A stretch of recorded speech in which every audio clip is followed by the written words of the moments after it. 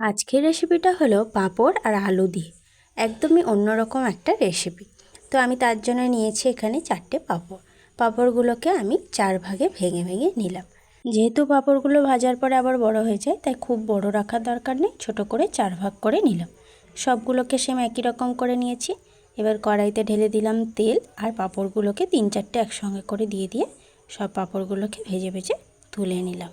আজকের এই রেসিপিটা আমি আমার মায়ের কাছ থেকে শিখেছি, আর এটা খেতে আমার যে এত ভালো লাগে আমি কি বলবো, তাই ভাবলাম তোমাদের সঙ্গেও শেয়ার করি।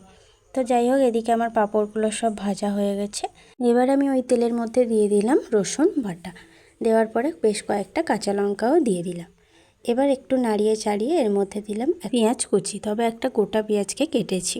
এবার আরও একটু নাড়িয়ে এর মধ্যে এখন দিলাম আমি টমেটো।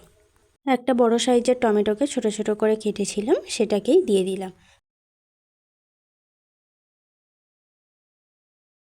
এরপরে দিলাম আদা আর জিরের পেস্ট, দিয়ে আরও কিছুক্ষণ নাড়ালাম। পেঁয়াজ আর টমেটোটা অনেকটাই গলে গেছে। এবারে এর মধ্যে দিয়ে দেব আলু।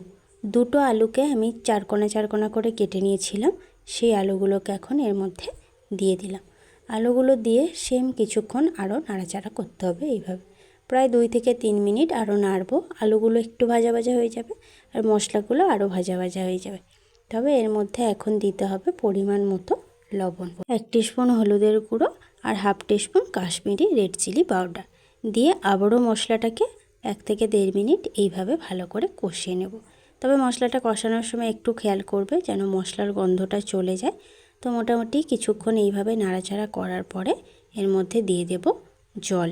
যেহেতু আলুগুলো সেদ্ধ করা নয়, তাই একটু বেশি করে জল দিলাম, দিয়ে চারিদিকটা ভালো করে নাড়িয়ে চাড়িয়ে দিলাম। এবার ঝোলটা ফুটতেও শুরু করেছে, আর আলুগুলো সেদ্ধ হয়েছে কিনা একবার খুন্তি দিয়ে কেটেও দেখে নেব।